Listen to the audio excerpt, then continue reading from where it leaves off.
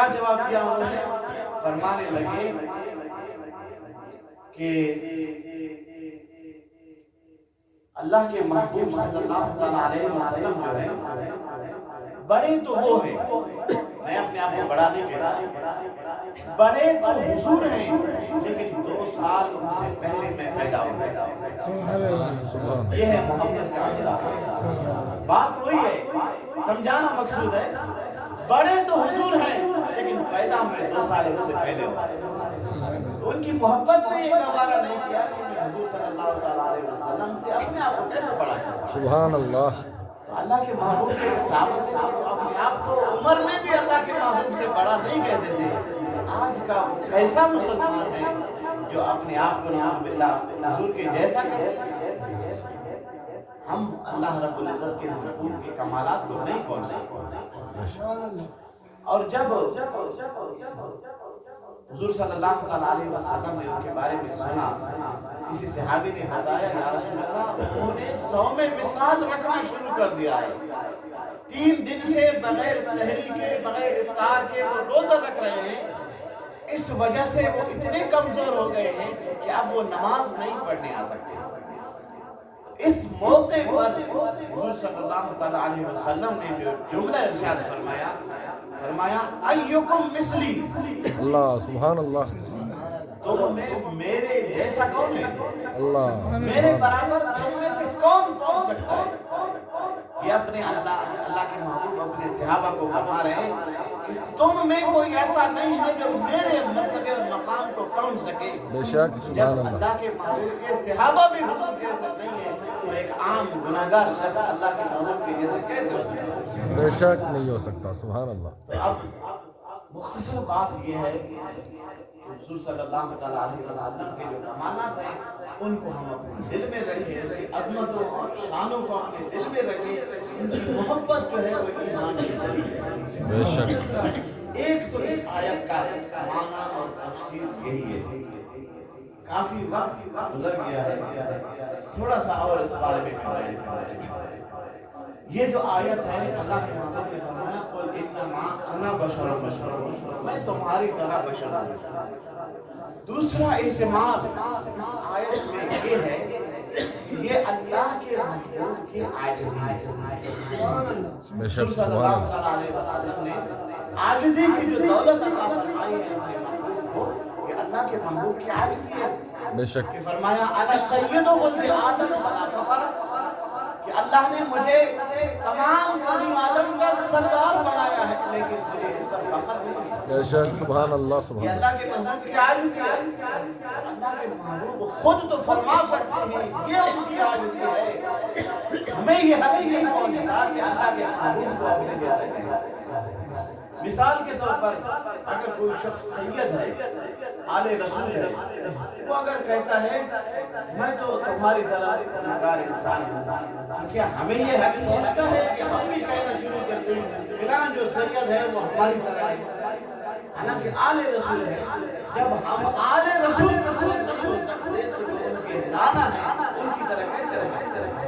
بے شک اللہ رب العزت ہمیں سمجھ عطا فرمائے اور آمین۔ اپنی دین کی اللہ رب العزت حفاظت عطا فرمائے۔ آمین۔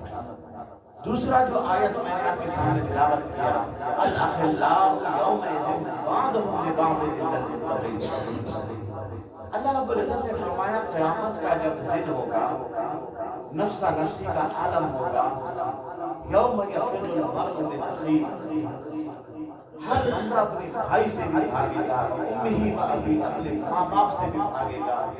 اس نفسا نفسی کے عالم میں کوئی دوست کسی کا دوست نہیں ہوگا۔ الاخلاء یومئذ بعضهم لبعض، ہر کوئی دوست دوسرے کا دشمن بنا ہوگا، لیکن ایک ایسی دوستی ہے اس روز میں کام آئے گا۔ وہ کن کی دوستی ہے؟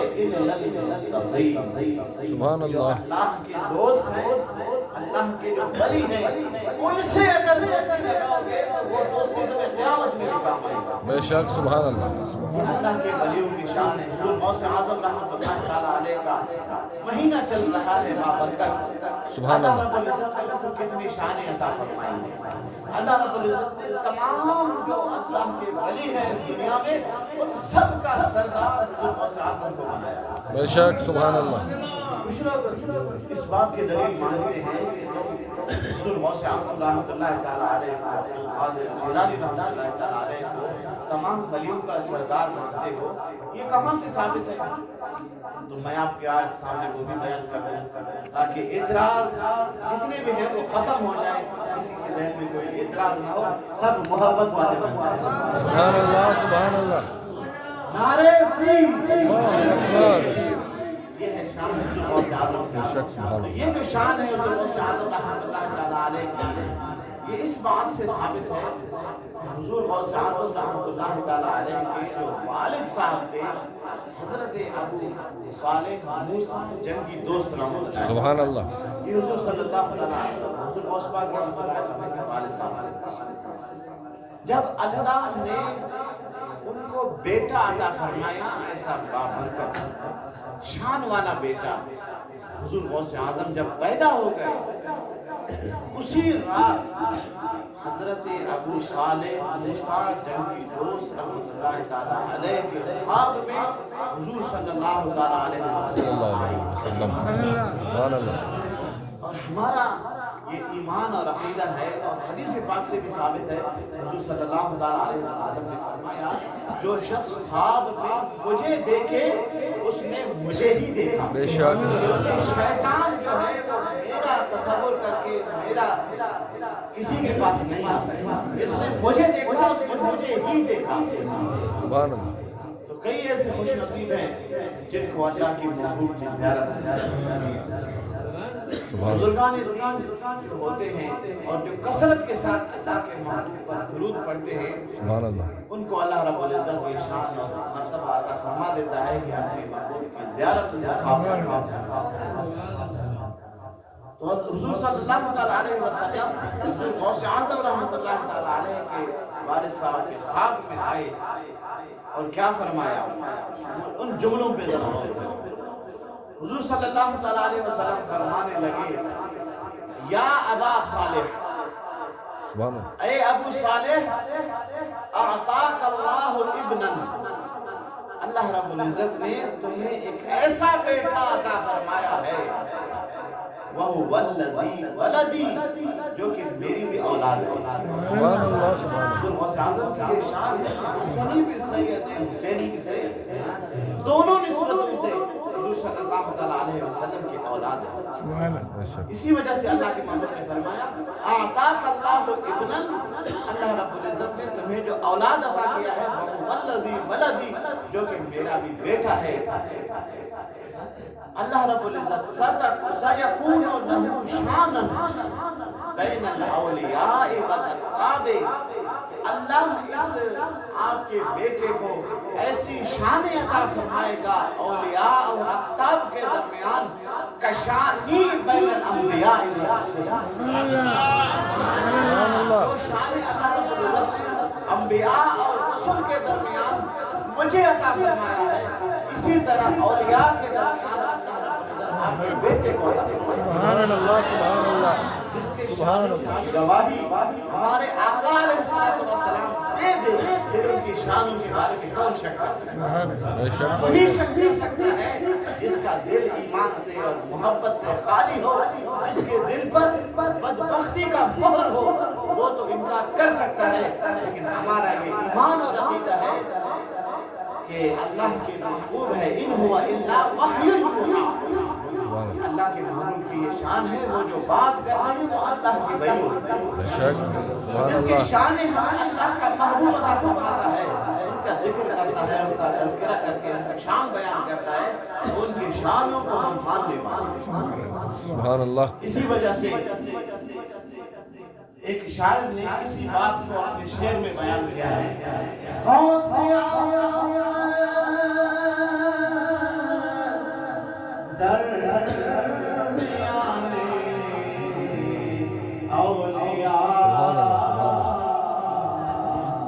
جو محمد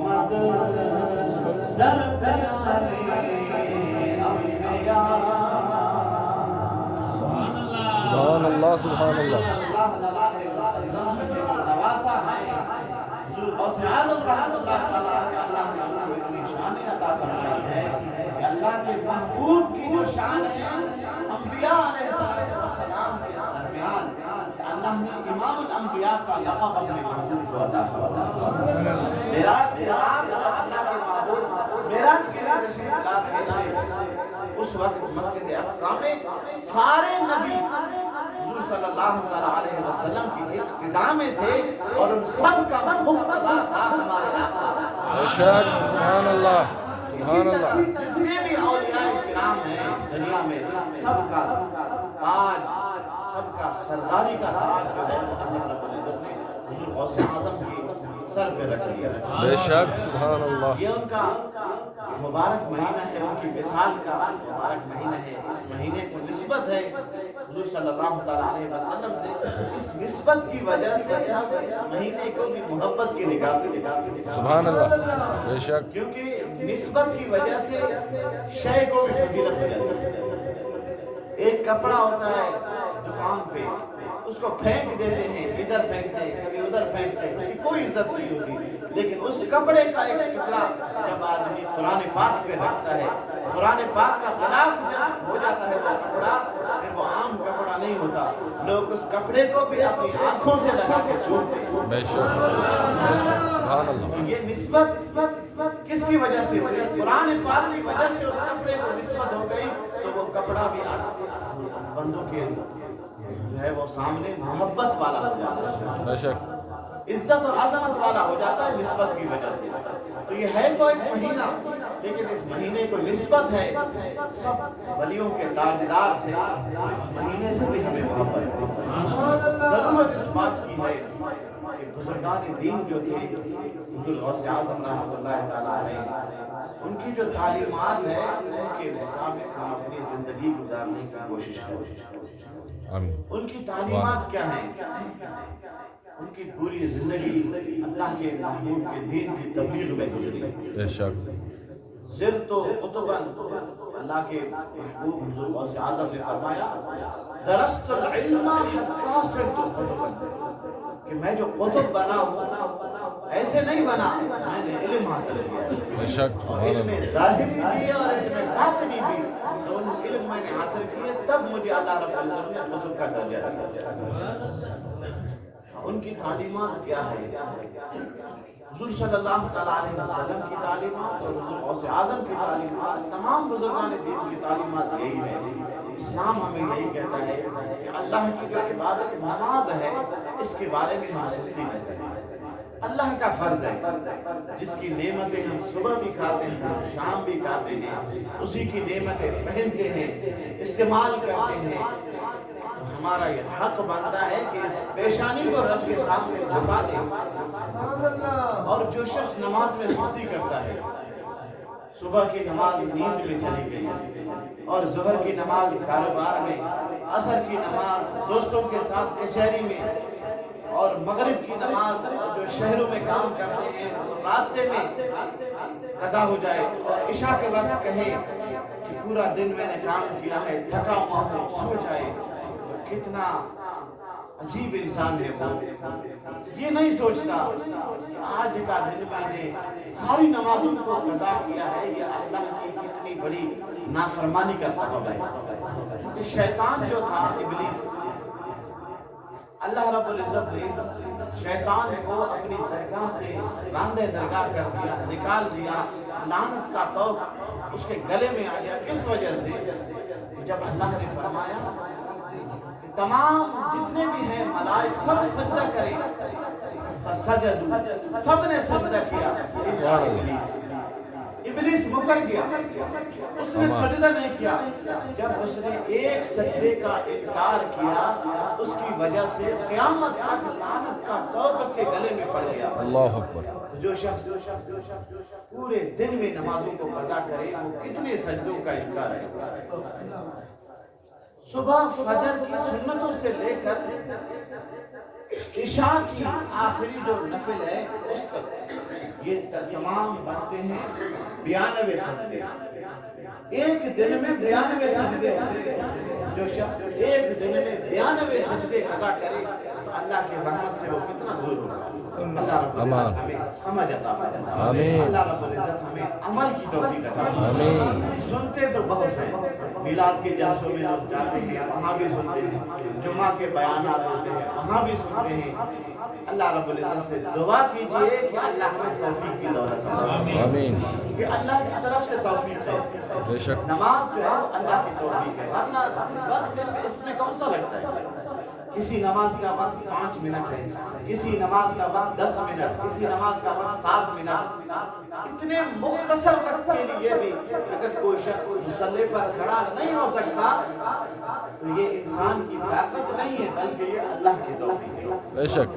ورنہ اگر انسان کی طاقت ہوتی تو آپ دیکھ لیجیے کہ ایک شخص ہے جو نماز نہیں پڑھتا, اسی کو آپ دیکھتے ہیں جب اپنے دنیاوی کام کرتا ہے, جب اس نے اپنی زمین کو پانی دینا ہوتا ہے, پانی کے لیے وہ 3-4 گھنٹے کھڑا رہ سکتا ہے, لیکن اللہ کے سامنے وہ 3 منٹ کھڑا نہیں ہو سکتا. تو یہ طاقت کی بات نہیں ہے, یہ اللہ کی طرف سے توفیق ہے.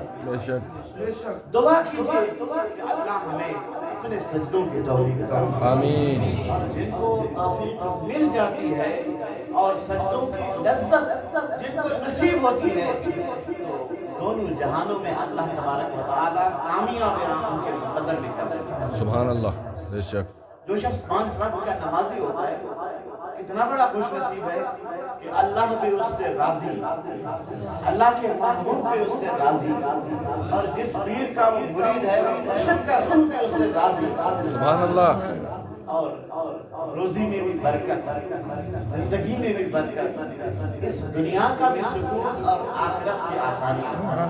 سبحان اللہ. کتنی خوش نصیبی ہے نمازی کے لیے. بے شک.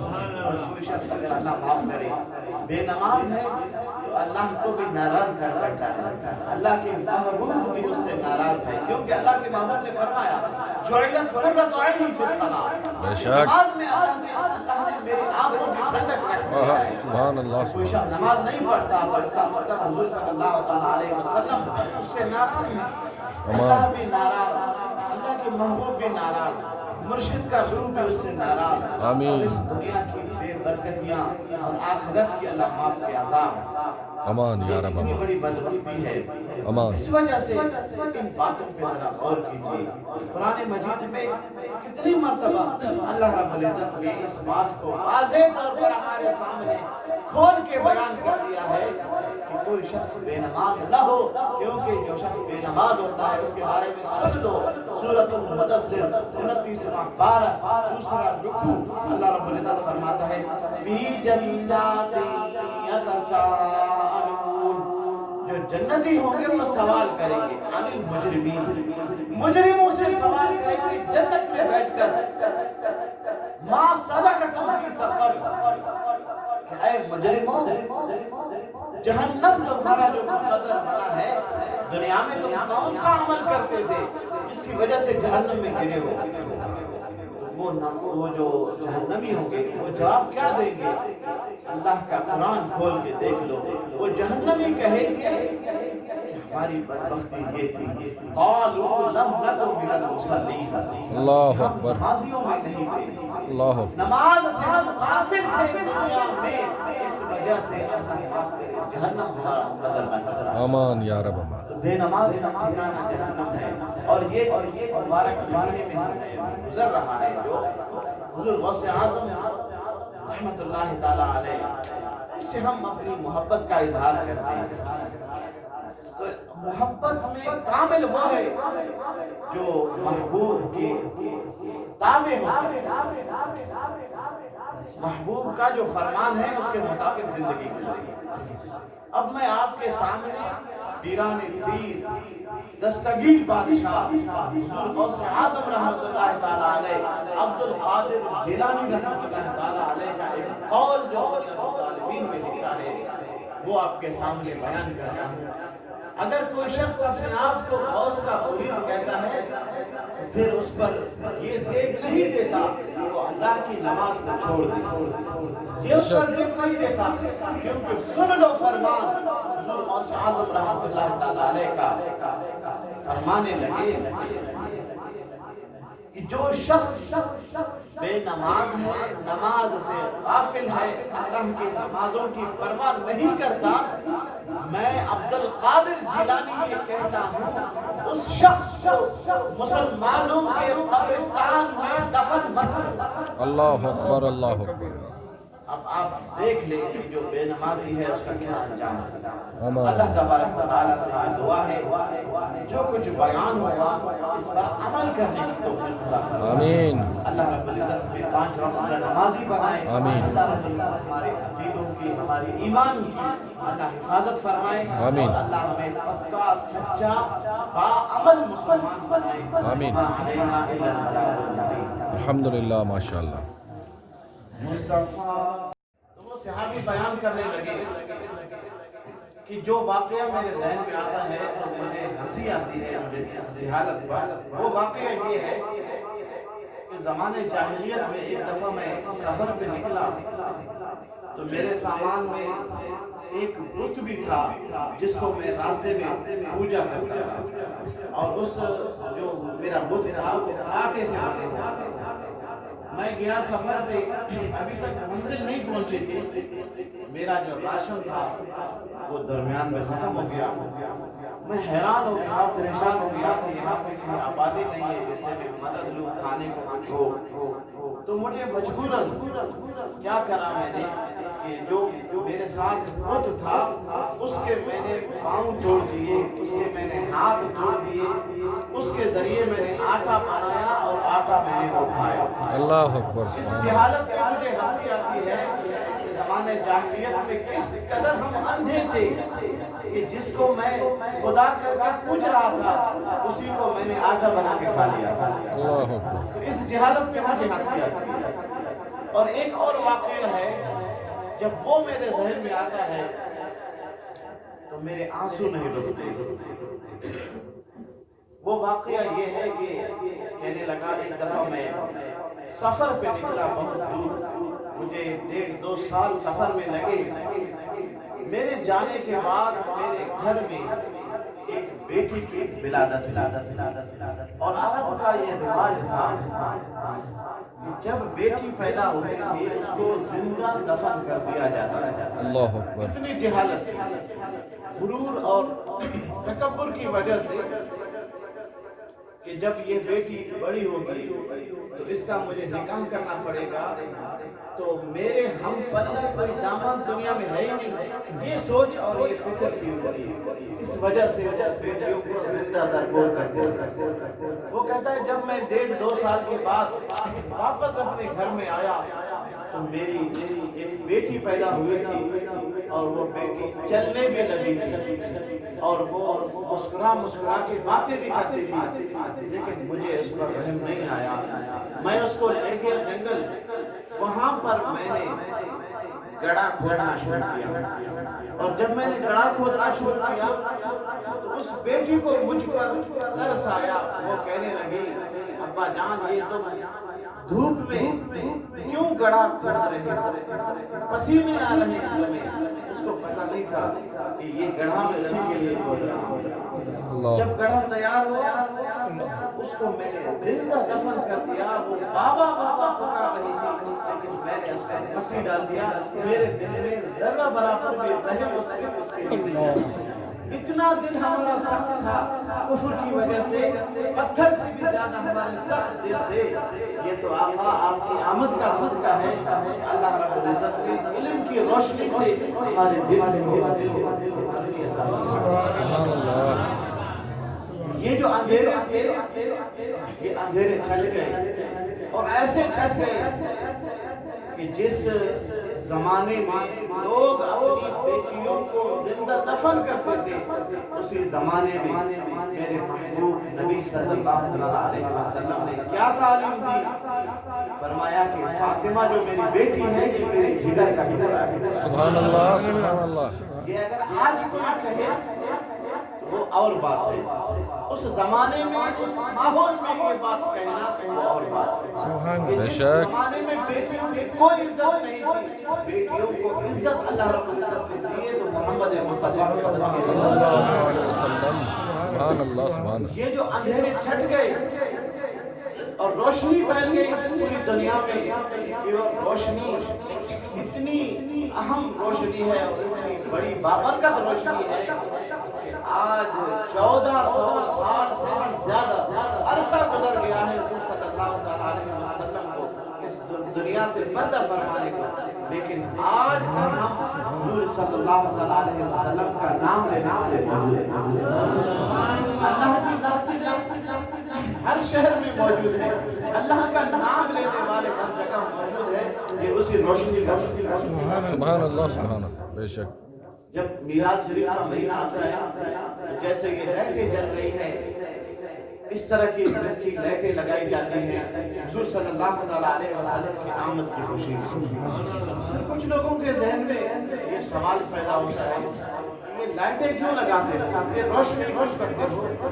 انہیں نہیں معلوم کہ جس کے صدقے اللہ تبارک و تعالیٰ نے پوری دنیا کو روشنی عطا فرما دی، ہم ان کی آمد پہ روشنی روش کریں. بے شک سبحان اللہ سبحان ہمارا اللہ. ایمان اور عقیدہ ہے اللہ رب العزت نے اپنے محبوب کو جو کمالات، جو عظمت، جو شان عطا کی ہے وہ کسی اور کے حصے میں نہیں آئی. کشفت حجاب جمالہ، اللہ رب العزت کے محبوب کے صدقے اللہ نے اندھیروں کو ختم کر دیا، اندھیروں کو روشنی میں تبدیل کر دیا. حسنت جمیع خصالہ، کہ حضور صلی اللہ علیہ وسلم کے جتنے خصائل تھے، جو عادات تھے، ان کے بارے میں تو اللہ نے قرآن ارشاد فرماتا ہے وَإِنَّكَ لَعَلَىٰ خُلُقٍ عَظِيمٍ. اے محبوب آپ اخلاق کی بہت عظیم مرتبے پر فائز. ہمارے آقا علیہ السلام کا اخلاق تھا، اس کے بارے میں حضرت انس رضی اللہ عنہ ارشاد فرماتے ہیں کہ میں نے حضور صلی اللہ علیہ وسلم کی 10 سال تک خدمت کی. یہ اللہ نے اللہ توفیق بخشی کہ 10 سال تک میں نے حضور صلی اللہ علیہ وسلم کی خدمت کی. اس 10 سال کے عرصے میں ایک دفعہ بھی مجھے یاد نہیں ہے، ایک دفعہ بھی اللہ کے محبوب نے کسی کام کے نہ کرنے کی وجہ سے مجھے ڈانٹا. سبحان اللہ. ہمارے محبوب صلی اللہ علیہ وسلم کا عطا ہے. 10 سال کا عرصہ بہت بڑا عرصہ ہے اور انسان کی یہ فطرت ہے جب کوئی کام اس کی مرضی کے مطابق نہ ہو تو فطرتی طور پر اسے غصہ آ جاتا ہے اور غصے کے انتقام میں وہ کچھ بول دیتا ہے یا وہ انتقامی کارروائی پر اتر آتا ہے. اللہ کے محبوب صلی اللہ علیہ وسلم نے اپنی زندگی میں ہمیں یہ سبق دیا کہ جب تمہیں غصہ آئے اس غصے کو پی جانا ہے اور اپنے جو رعایا ہیں، جو ماتحت ہیں، ان کی بے عزتی نہیں کرنی، ان کو ڈانٹنا نہیں ہے. یہ ہمیں سبق دیتا ہے حضور صلی اللہ علیہ وسلم کے اخلاق. جتنے بھی اللہ کے محبوب کے اخلاق تھے وہ بہت ہی پیارے تھے. جب امام بصیری رحمۃ اللہ تعالی علیہ یہ نعت لکھتے ہیں وَلَقَدْ وَلَا بِكَمَالِهِ، یہ بھی لکھ دیا. کشفت دجاب یہ بھی لکھ دیا. حسنت جمیع خصالہ یہ بھی لکھ دیا. اب آخری جو الفاظ ہیں ہماری کے لیے جو ضروری ہوتا ہے وہ ذہن میں نہیں آ رہا.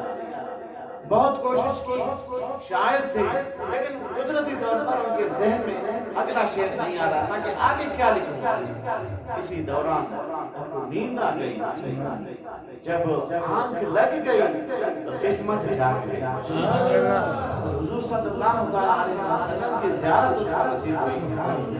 اللہ کے محبوب نے فرمایا اے امام بصیری کیوں پریشان بیٹھے ہو، رات اگر مکمل نہیں ہو رہی ہے تو آگے لکھ دو صلو علیہ سبحان اللہ سبحان اللہ. مبارک اور بابرکت قبولیت والا اللہ کے محبوب کا نعت ہے جس کے آخری مصرے کو اللہ کے محبوب نے خود امام بصیری رسول اللہ علیہ کو عطا فرمایا. سبحان اللہ. اللہ کریم ہمیں حضور صلی اللہ علیہ وسلم کے کمالات کو سمجھنے کی توفیق عطا فرمائے. آمین. میں نے جو آیتیں قرآن مجید پڑھی آپ کے سامنے، وہ ایسی ایک آیت ہے جس کے بارے میں اکثر لوگ غلط فہمی کا شکار ہو جاتے ہیں، جس کی وجہ سے بہت سے لوگوں کے عقائد خراب ہوتے ہیں۔ ظاہری معنی لوگ دیکھتے ہیں، لیکن جو قرآن مجید کی تفسیر ہے، جو ہمارے بزرگوں نے قرآن مجید کی جو تفسیر لکھی ہے، اس پہ توجہ نہیں دیتے، ظاہری معنی کی وجہ سے غلط فہمی کا شکار ہو جاتا ہے۔ قرآن مجید کا جو علم ہے یہ ایک عام علم نہیں، بے شک یہ ایک سمندر ہے، بلکہ سمندر کہنا بھی اس پر بھی اکتفا نہیں کرتا، اس سے بھی بڑا اور بڑا، بے شک سبحان اللہ، کیونکہ اللہ رب العزت نے ما کان و ما یکون، جو ہونا تھا وہ بھی اور جو ہو گیا وہ بھی، تمام کو اللہ رب العزت نے اپنے قرآن میں جمع فرمایا۔ بے شک سبحان اللہ، اس کے لیے اس کو سمجھنے کے لیے ایک دل کی آنکھ کی ضرورت ہوتی ہے۔ بے شک سبحان اللہ، قرآن مجید کا جو ترجمہ کرنا چاہے، تفسیر لکھنا چاہے، اس کے لیے کتنے ایسے علم ہیں جن کو قرآن مجید کے ترجمے سے پہلے سیکھنا ضروری ہے۔ علم صرف، علم نحو، علم منطق، علم تفسیر، علم بدیع، علم بیان، یہ سب جب علم آپ سیکھ جاؤ گے اس کے بعد پھر قرآن مجید کا ترجمہ کر سکتے ہیں۔ پڑھنا قرآن مجید کے ترجمے کا آسان ہے، لیکن تفسیر کو سمجھنا اور قرآن مجید میں جو راز ہے ان کو سمجھنا ایک عام آدمی کی بس کی بات نہیں ہے۔ بے شک سبحان اللہ۔ اب میں نے جو آپ کے سامنے قرآن مجید کی تلاوت کی اس آیت کی، اس میں اللہ رب العزت ارشاد فرماتا ہے، سورۃ الکہف کی آیت ہے، اللہ رب العزت ارشاد فرماتا ہے، قل انما انا بشر مثلکم یوحی الی انما الہکم الہ واحد۔ سبحان اللہ سبحان اللہ۔ اس آیت کا اگر ترجمہ کیا جائے، اس آیت کا ترجمہ یہ ہے، اے محبوب آپ فرما دیجیے میں تمہاری مثل بشر ہوں، مجھ پر وحی کی جاتی ہے کہ تمہارا خدا ایک ہے۔ سبحان اللہ۔ جب اس آیت کو کچھ لوگ پڑھتے ہیں اس سے یہ معنی اخذ کرتے ہیں، نعوذ باللہ، اللہ رب العزت ہمیں اس بے ادبی والے، گستاخی والے عقیدے سے ہمیشہ محفوظ فرمائے۔ آمین۔ وہ اس آیت کا یہ ترجمہ اور یہ معنی لیتے ہیں، نعوذ باللہ حضور صلی اللہ علیہ وسلم ہمارے جیسے ہیں، نعوذ باللہ، یہ معنی اخذ کرتے ہیں ظاہری معنی سے۔ اب یہ نہیں سمجھتے کہ یہ آیت اس موقع پر نازل ہوئی، اس کا شان نزول کیا ہے، اور حضور صلی اللہ علیہ وسلم نے جن کو مخاطب فرمایا، مثلکم میں جو ضمیر ہے مخاطب کی، جن کو مخاطب فرمایا وہ مخاطب کون ہے؟ یہ سارے سوالات ہیں اس ضمن میں آتے ہیں۔ سبحان اللہ۔ ان سوالوں کو اگر کوئی سمجھ جائے تو پھر اس آیت کا معنی سمجھ میں آتا ہے۔ سبحان اللہ۔ ظاہری معنی سب یہی کرتے ہیں کہ اللہ کے محبوب خود فرماتے ہیں میں تمہاری طرح بشر ہوں، لہٰذا نعوذ باللہ وہ کہتے ہیں جو ہماری طرح ہے، حالانکہ اس آیت کا یہ مطلب نہیں جو ہم لوگ سمجھتے ہیں۔ اس آیت کا کیا معنی ہے؟ میں اس لیے اس بات کو آپ کے سامنے لے کر آتا ہوں، اس تفسیر کو، تاکہ اس پرفتن دور میں اللہ رب العزت ہمارے عقیدوں کی حفاظت فرمائے۔ آمین۔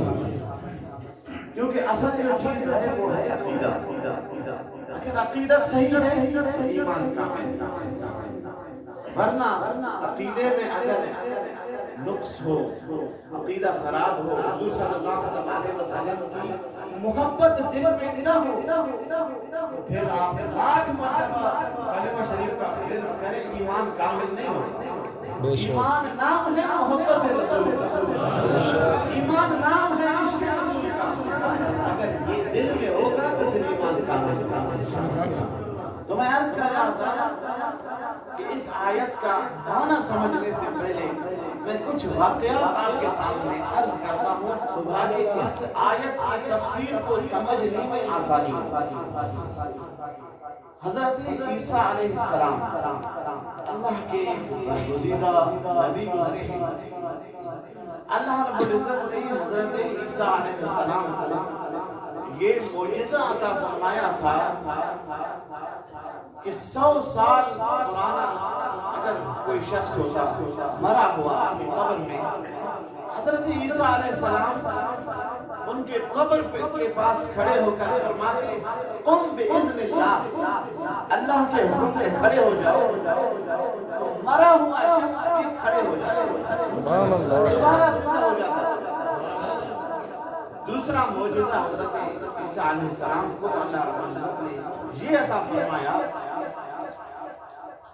کہ اگر کوئی شخص پیدائشی طور پر آنکھوں سے نابینا ہوتا ہے، حضرت عیسیٰ علیہ السلام اپنی مبارک ہاتھ اس کے آنکھوں پہ پھیر دیتے تھے، اللہ رب العزت روشنی عطا فرماتا۔ سبحان اللہ۔ جب ان معجزات کو اس وقت کے لوگوں نے دیکھا جن کے دل ایمان سے خالی تھے، مشرک تھے، تو کیا کہنے لگے؟ حالانکہ یہ معجزات تھے اور معجزہ جو ہوتا ہے وہ نبوت کی دلیل ہوتی ہے۔ ہر نبی کو اللہ رب العزت معجزہ عطا کرتا ہے تو اس کی نبوت کی دلیل ہوتی ہے۔ جب ان معجزات کو اس وقت کے لوگوں نے دیکھا جو کہ حضرت عیسیٰ علیہ السلام کی نبوت پر دلالت کرتی تھی، لیکن اس وقت کے لوگوں کے عقائد خراب ہوئے اور حضرت عیسیٰ علیہ السلام کو نعوذ باللہ خدا کہنے لگے۔ وہ کہنے لگے کہ یہ جو طاقت ہے مردوں کو زندہ کرنے والی، یہ بھی اللہ کی طاقت ہے، اور نابینا پیدائشی جو نابینا ہو اس کو دوبارہ روشنی عطا کرنا یہ بھی اللہ رب العزت کی قدرت ہے۔ لہٰذا حضرت عیسیٰ علیہ السلام کو کچھ لوگ خدا کہنے لگے اور کچھ لوگ نعوذ باللہ خدا کا بیٹا کہنے لگے۔ عقیدے لوگوں کے خراب ہو گئے، بجائے نبی ماننے کے اور خدا کہنے لگے۔ تو آپ بتاؤ یہ جو معجزات تھے حضرت عیسیٰ علیہ السلام کے، 2 یا 3 معجزات تھے حضرت عیسیٰ علیہ السلام کے جو اللہ رب العزت نے ان کو عطا فرمایا تھا، ان کو دیکھ کر لوگ ان کو خدا کہنے لگے۔ جو ہمارے پیارے نبی صلی اللہ علیہ وسلم کے معجزات ہیں ان کا کیا عالم ہے؟ سبحان اللہ، سبحان اللہ۔ ابو جہل نے جب یہ مطالبہ کیا کہ اگر آپ نبی ہیں تو چاند کے 2 ٹکڑے کر کے دکھا دیں، اللہ کے محبوب حضور صلی اللہ علیہ وسلم پہاڑ پہ چڑھے اور انگلی مبارک سے اشارہ فرما دیا، چاند 2 ٹکڑے ہو گئے۔ سبحان اللہ۔ ایک صحابی آئے حضور صلی اللہ علیہ وسلم کے پاس، عرض کرنے لگے اے اللہ کے رسول صلی اللہ علیہ وسلم، میں اللہ پر ایمان لاتا ہوں اور آپ پر بھی میرا ایمان ہے، لیکن میں اپنے ایمان کو تقویت پہنچانا چاہتا ہوں، لہٰذا میں آپ سے ایک معجزہ طلب کرتا ہوں۔ حضور صلی اللہ علیہ وسلم فرمانے لگے کیا معجزہ طلب کرنا چاہتے ہیں؟ وہ کہنے لگے کہ فلان جگہ پہ جو درخت ہے اس کو آپ کہیں کہ وہ آپ کے پاس آ جائے۔ درخت کو آج تک کسی نے چلتے ہوئے دیکھا ہے، لیکن یہ اللہ کے محبوب کا معجزہ ہے۔ اللہ کے محبوب نے کیا فرمایا؟ فرمایا میں اس کو نہیں کہتا، میرا پیغام جا کر اس درخت کو دے دو کہ اللہ کے محبوب کو بلا رہے ہیں۔ سبحان اللہ، سبحان اللہ۔ جب وہ صحابی جا کے اس درخت کو کہنے لگے کہ آپ کو اللہ کا محبوب بلا رہا ہے، وہ صحابی بیان کرتے ہیں روایت میں کہ جیسے ہی اس نے سنا حضور صلی اللہ علیہ وسلم کا پیغام تو وہ ہلنے لگا، اپنے جڑوں سے اپنے آپ کو اکھاڑا اور آدمی کی طرح چل کر حضور صلی اللہ علیہ وسلم کے قدموں میں گر گیا۔ سبحان اللہ، سبحان اللہ۔ اور ایک دفعہ کسی جنگ میں تمام اصحاب کے پاس پانی ختم ہو گیا، پینے کے لیے پانی نہیں تھا، جانوروں کو دینے کے لیے پانی نہیں تھا، حضور صلی اللہ علیہ وسلم کے سامنے عرض کیا صحابہ نے، یا رسول اللہ صلی اللہ علیہ وسلم ہمارے پاس پانی بالکل ختم ہو گیا ہے۔ حضور صلی اللہ علیہ وسلم نے فرمایا جو بچا ہوا پانی ہے وہ میرے پاس لے کر آؤ۔ تھوڑا سا بچا ہوا پانی تھا، حضور صلی اللہ علیہ وسلم کے صحابہ وہ پانی لے کر آپ کی خدمت میں حاضر ہوئے۔ حضور صلی اللہ علیہ وسلم نے اپنی مبارک انگلیوں کو اس پانی میں ڈالا۔ صحابہ فرماتے ہیں کہ ان انگلیوں سے ایسا چشمہ جاری ہو گیا پانی کا کہ ہم بھی سیر ہو گئے پانی سے، جانور بھی سیر ہو گئے، پانی ختم سبحان اللہ۔ یہ حضور صلی اللہ علیہ وسلم کے معجزات تھے۔ تو یہ بات ممکن تھی، اس بات پہ ذرا توجہ چاہوں گا کہ جب عیسیٰ علیہ السلام کے معجزات کو لوگوں نے دیکھا ان کو خدا کہنے لگے، اور حضور صلی اللہ علیہ وسلم کے جو معجزات تھے وہ 1 2 نہیں تھے، 100 بھی نہیں تھے، 1000 بھی نہیں تھے، بلکہ مفتی احمد یار خان نائمی نے تفسیر نائمی میں لکھا ہے کہ حضور صلی اللہ علیہ وسلم کی مبارک زندگی میں 4000 معجزات کا ظہور ہوا۔ سبحان اللہ سبحان اللہ 4000 معجزات کا بے شک سبحان اللہ کی زندگی میں ہوا ہے۔ 63 سال کے مختصر عرصے میں 4000 معجزات کا ظہور ہوا۔ جب حضرت عیسیٰ علیہ السلام کے معجزات کو دیکھ کر لوگ ان کو خدا کہنے لگے تو یہ بات ممکن تھی کہ جب اللہ کے محبوب کو لوگ دیکھتے تھے کہ چاند 2 ٹکڑے ہو رہا ہے، کنکریاں ابو جہل کے ہاتھ میں کنکریاں کلمہ پڑھ رہی ہیں اور انگلیوں سے چشمے جاری ہو رہے ہیں، یہ بات ممکن تھی کہ لوگ حضور صلی اللہ علیہ وسلم کو بھی خدا کہتے، یہ بات ممکن تھی۔ اس وجہ سے اللہ نے اپنے محبوب کو یہ فرمایا قل انما انا بشر مثلکم، اے محبوب یہ جو کفار ہیں ان کو یہ فرما دے یہ جو تم معجزات دیکھ رہے ہو یہ میرے خدائی پر نہیں سکتے، میں تمہاری طرح بشر ہوں۔ کس بات میں تمہاری طرح ہوں کہ جس رب نے مجھے پیدا کیا ہے اسی رب نے تمہیں پیدا کیا۔ بے شک سبحان اللہ سبحان اللہ بے شک صلی اللہ علیہ وسلم کس بات میں ہماری طرح ہے کہ ہم بھی اسی رب کی عبادت کرتے ہیں تو اللہ کے محبوب بھی اسی رب کی عبادت کرتے ہیں۔ بے شک وہ بھی تخلیق ہوئی مخلوق ہے، ہم بھی اللہ کے عزت کے مخلوق ہیں۔ اس بات میں تو حضور صلی اللہ علیہ وسلم مماثلت اجماع رکھتے ہیں۔ اس کے علاوہ جو اللہ کے محبوب کو شان عظمت عطا فرمایا ہے اس کے برابر کوئی نہیں۔ اس کا مطلب یہ نہیں کہ نعوذ باللہ حضور ہمارے جیسے، یہ اس آیت کی جو مخاطب ہیں وہ کفار مکہ ہیں۔ اللہ کے محبوب کفار سے فرما رہے ہیں کہ کہیں ایسا نہ ہو کہ تم میرے معجزات کو دیکھتے ہو ان معجزات کی وجہ سے مجھے خدا کہنے لگو، خدا مطلب اللہ کا نبی ہوں، بشر۔ اس وجہ سے اللہ کے محبوب نے یہ فرمایا اس آیت کے مخاطب اہل ایمان نہیں تھے، اور آج تک بھی جو اللہ کے محبوب کو اپنے جیسا کہتے ہیں ان کے بھی ایمان کے بارے میں کچھ نہیں کہا جا سکتا، بے شک سبحان اللہ کیونکہ اس آیت کے مخاطب کفار ہیں اور یہ کفار کا طریقہ رہا ہے۔ قرآن مجید میں کئی ایسے آیات ہیں اللہ نے اپنے نبیوں کا تذکرہ فرمایا ہے کہ جب کوئی بھی نبی آتا کسی امت کے پاس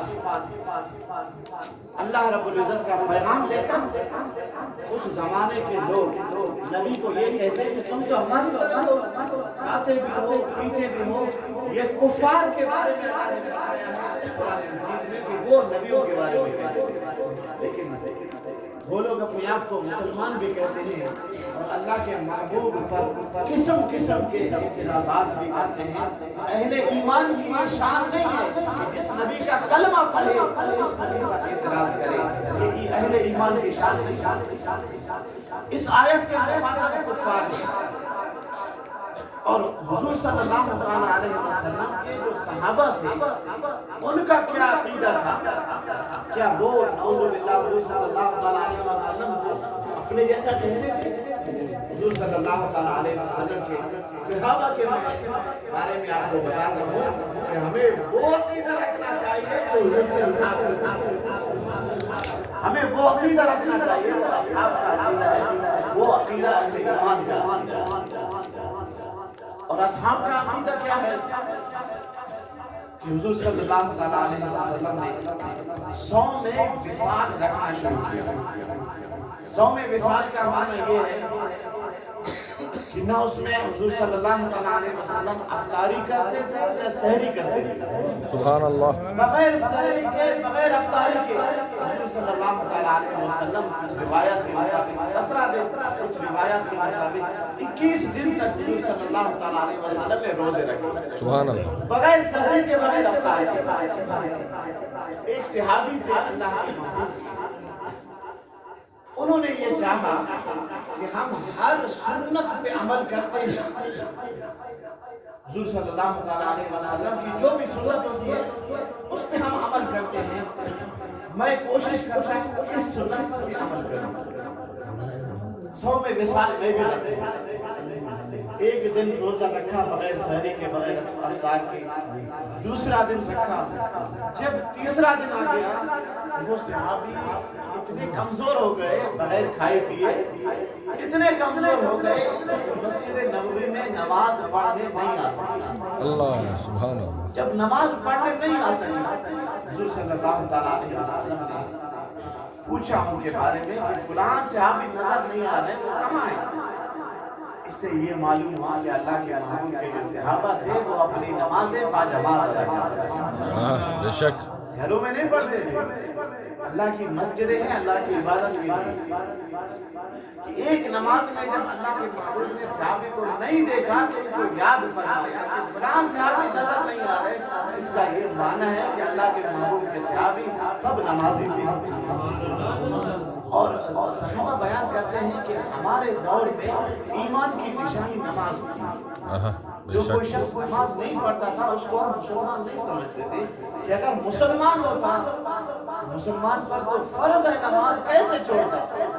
اس وجہ سے وہ کہتے تھے جب کوئی ہمارے زمانے میں نماز نہیں پڑھتا تھا تو ہم یہ تصور کرتے تھے اس کے بارے میں ضرور یہ شخص صاحب ایمان نہیں ہے، اس وجہ سے اس نے نماز چھوڑ دی ہے۔ آج ہمارا کیا حال ہے؟